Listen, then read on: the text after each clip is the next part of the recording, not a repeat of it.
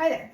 So this feels a little bit silly, but I just bought these mountaineering boots and I did a ton of research before I bought them and I wasn't able to find what I was looking for online on YouTube. So I wanted to post a review to explain some of the differences between the Aequilibrium GTX LT and the ST. They're really similar price points. And I think they're both really great boots. I just came off Mount Whitney, one of the biggest snow years in the West in a long time.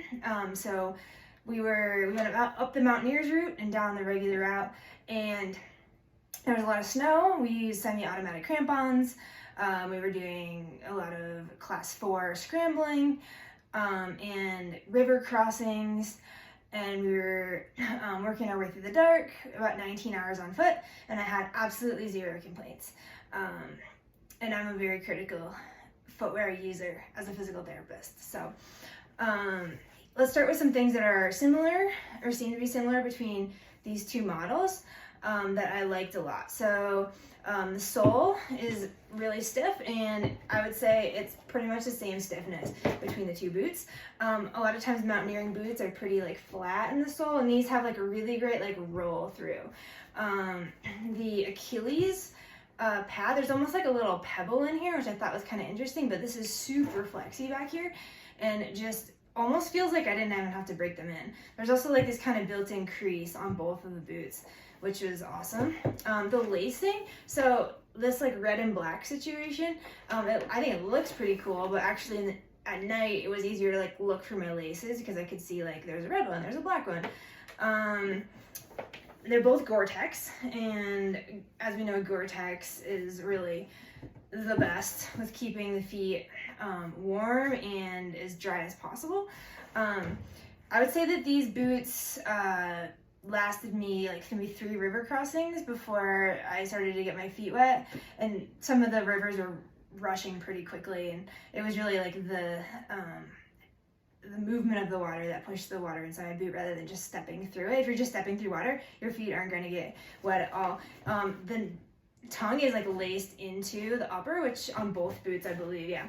So that's really nice, and it's like a nice tight snug heel fit, which I like because I have pretty narrow feet. La Sportiva tends to run pretty narrow, so that's kind of the reason why I geared towards these boots to begin with.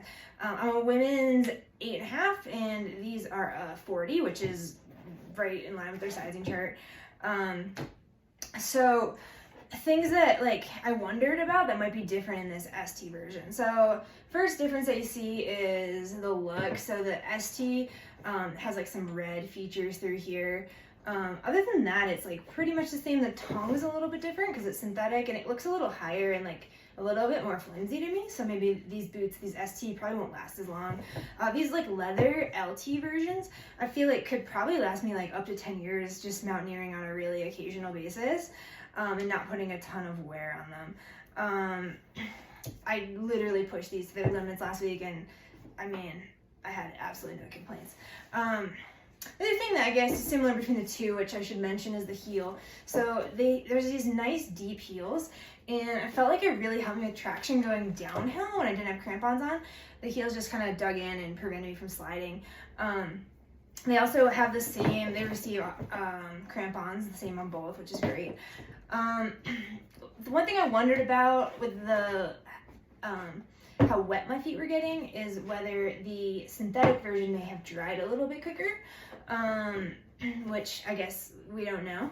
And then something else I'm noticing is where the laces, the loops the laces go through on this ST version, it's cloth, and that is going to wear down and break down faster than on the LT. You actually have these like plastic or like metal loops that the laces go through, except for these last two.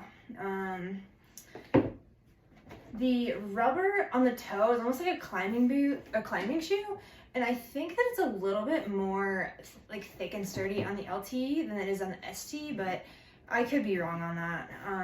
It just seems that way at first glance. Overall, these are just a really, really great boot, and they don't look as like beefy as a regular mountaineering boot, and I don't know how they would do in the winter. You probably we need something a little bit bigger for like a full-on winter mountaineering experience. But for Mount Whitney in July this year, with tons of snow, tons of boot packing with crampons and ice axes, I mean, these performed way better than I could have ever hoped or imagined. So they did take like 2 or 3 days to dry out. We did a lot of river crossings, but my feet didn't get cold and I have terrible circulation, so that's really saying something. So for the like a little bit extra that I paid for the LT, I'm glad that I purchased the LT instead of the ST.